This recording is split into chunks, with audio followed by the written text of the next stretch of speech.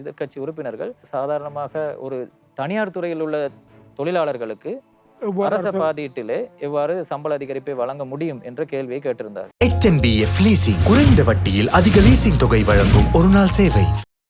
தோட்ட தொழிலாளர்களது சம்பள பிரச்சனை என்று வருகின்ற பொழுது அதனை தொழிற்படைக்கான சம்பளம் என்று மாத்திரம் பார்க்கின்ற ஒரு போக்கு இருக்கின்றது. ஆனால் உண்மையில் தோட்ட தொழிலாளர்களது சம்பள அதிகரிப்பு அல்லது அந்த தொழிலாளர் வர்க்கம் என்பது இலங்கையினுடைய பொருளாதாரத்திற்கு என்ன பங்களிப்பை வழங்கியிருந்தார்கள், இப்பொழுது என்ன வழங்கி கொண்டிருக்கின்றார்கள் என்பது மிகவும் முக்கியமான ஒரு கேள்வி. அதற்கு விடை காண்பது என்பது அந்த மக்களுக்கான சம்பளம் எவ்வாறு அதிகரிக்கப்பட்டிருக்கின்றது, அதைவிட சாத்தியமானதா அல்லது அதற்கான தடைகள் என்ன என்பதை நாங்கள் விளங்கிக் கொள்ளலாம். பொதுவாக 92ஆம் ஆண்டுக்கு பின்னர் பிராந்திய பெருந்தோட்ட கம்பெனிகளுக்கு மிக அதிகமான தோட்டங்கள் குத்தகைக்கு நீண்டகால குத்தகைக்கு விடப்பட்டன. குத்தகைக்கு வழங்கப்பட்ட பின்னர் குறிப்பாக 96ஆம் ஆண்டுக்கு பின்னர் 96, 97ஆம் ஆண்டுக்கு பின்னர் இந்த கூட்டு ஒப்பந்த நடைமுறை வந்தது சம்பள அதிகரிப்பு தொடர்பாக. அது 2000ஆம் ஆண்டு வருகின்ற பொழுது 2020ஆம் ஆண்டு வருகின்ற பொழுது கூட்டு ஒப்பந்த நடைமுறை என்பதிலிருந்து கம்பெனிகள் விலகி கொண்டமையின் பின்னர் சம்பள நிர்ணய சபையினால் சம்பள அதிகரிப்பு செய்யப்பட்டது. தற்போதைய சம்பள அதிகரிப்பு என்பது கம்பெனிகளால் 200 ரூபாய் அதிகரிப்பு என்றும் அரசாங்கம் 200 ரூபாயும் வழங்கி 400 ரூபாய் அதிகரிப்பு வழங்கப்பட்டிருக்கு. இந்த சம்பள அதிகரிப்பு தொடர்பாக இப்போது நடைமுறை பிரச்சனை தொடர்பாக பேசுவதற்கு முன்னர் பொதுவாக உங்களுக்கு தெரியும், எதிர்க்கட்சி உறுப்பினர்கள் சாதாரணமாக ஒரு தனியார் துறையில் உள்ள தொழிலாளர்களுக்கு அரச பாதீட்டிலே எவ்வாறு சம்பள அதிகரிப்பை வழங்க முடியும் என்ற கேள்வியை கேட்டிருந்தார்கள். பிரச்சனை இருக்கு. ரெண்டு விதமாக விளங்கிக் கொள்ளலாம். நேரடியாக அவர்கள் கூறுவது போலவே ஒரு தனியார் துறைக்கு அரசு தன்னுடைய பாதீட்டிலே வரவு செலவு திட்டத்திலே சம்பள அதிகரிப்பை வழங்குவது எவ்வளவு தூரம் பொருத்தமானது, நியாயமானது என்ற கேள்வி ஒரு பக்கம் அது ஒரு நியாயபூர்வமான கேள்வியாக இருக்கலாம். இன்னொரு பக்கமாக அதை ஒரு இனவாத போக்கோடு முன்வைத்த ஒரு பின்புலமும் இருக்கின்றது. சிலர் அப்படி முன்வைத்திருக்கின்றார்கள். இன்னொரு சாரார் அதனை ஒரு நியாயபூர்வமான நிலையிலிருந்து கேட்கின்றார்கள். என்னென்றால், கம்பெனிகள் உண்மையிலேயே நட்டத்தில் செல்கின்றனவா?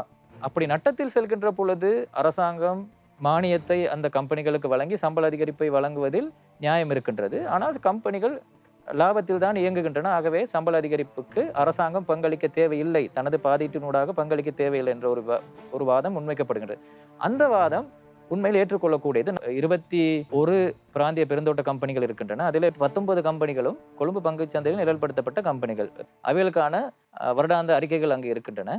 கடைசி இந்த வருடம் அனைத்து கம்பெனிகளுமே லாபத்தில் தான் இயங்குகின்றன. இதுல இன்னொரு விஷயம் கவனிக்க வேண்டிய விஷயம், சம்பளத்தோடு இந்த 21 கம்பெனிகளுக்கும் மேனேஜிங் கம்பெனி என்று ஒரு கம்பெனி இருக்கின்றது. அதே பேரண்ட் கம்பெனி என்று இருக்கின்றது. உங்களுக்கு தெரியும், இந்த கம்பெனிகளோடு நேரடியாக இயங்குகின்ற பேரண்ட் கம்பெனிகளாக வந்துவிட்டன. அவைகளது முதன்மை கம்பெனிகளாக அவைகள் இருக்கின்றன. இது என்ன நடக்கிறது? இந்த பெருந்தோட்ட பிராந்திய கம்பெனிகள் தேயிலை ரப்பர் உற்பத்தியை செய்கின்றன. தேயிலையை இங்கே கொழும்பிலே அவர்கள் ஆக்ஷனுக்கு விடுகின்றார்கள், ஏலத்துக்கு விடுகின்றார்கள். அந்த ஏலத்திலே இந்த கம்பெனிகளது முகவர்களாக அல்லது பேரண்ட் கம்பெனிகளாக இருக்கின்றவைகள் அங்கே ஏலத்தில் அந்த தேயிலையை வாங்குகின்றன. வாங்கி அவர்கள் விற்று அவர்கள் மிக அதிகமான லாபத்தை சேர்த்துக் கொள்கின்றார்கள். அவர்கள் இந்த கம்பெனிக்கு கடன்களையும் வழங்குகின்றார்கள். இதான் நடக்கின்றது. அப்படி இருந்தும் கூட இந்த கம்பெனிகள், அதாவது பெரு லாபத்தை அவர்கள் சம்பாதிக்கின்றார்கள், இருந்தும் இந்த கம்பெனிகள் லாபத்தில் தான் இயங்குகின்றன. சில கம்பெனிகள் நட்டத்தில் இயங்குகின்றன. ஆனால் நட்டத்தில் இயங்குகின்ற கம்பெனிகளும் தொடர்ந்து அவைகள் இயங்கிக் கொண்டுதான் இருக்கின்றன. ரொசான் ராஜதுரை அவர்கள் சொன்னார், இந்த கம்பெனிகள் நட்டத்தில் இயங்குகின்றன, அரசாங்கம் எங்களுக்கு சம்பள அதிகரிப்பை வழங்க வேண்டும் என்று கட்டளையிட்டால் நாங்கள் இதனை வழங்குவதற்கு தயாராக இருக்கிறோம் என்று கூறினார். திருப்பி அரசாங்கத்திற்கே ஒப்படைக்க தயாராக இருக்கிறோம் என்று கூறுகின்றார். நாங்கள் அடித்து சொல்லலாம், அவர்கள் எந்த காலத்திலும் இந்த கம்பெனிகளை திருப்பி அரசாங்கத்திற்கு கொடுக்க தயாராக இல்லை. அவர்களது அந்த குத்தகை ஒப்பந்தம் முடிவடையும் காலம் வரை. ஏனென்றால் அவர்களுக்கு அதிலே அந்த அளவு லாபம் இருக்கின்றது. அந்த 200 ரூபாய் கொடுக்கப்பட வேண்டும் என்று. ஆகவே இப்பொழுது அடிப்படை சம்பளம், மொத்த அடிப்படை சம்பளமாக 550 ரூபாய் வழங்கப்பட இருப்பதாகவும், அதே நேரம் அரசாங்கத்தால் வழங்கப்படுகின்ற 200 ரூபாய் வருகை ஊக்குவிப்பு கொடுப்பனவாக வழங்க இருப்பதாகவும் சொல்லப்படுகின்றது. சில தோட்டங்களில்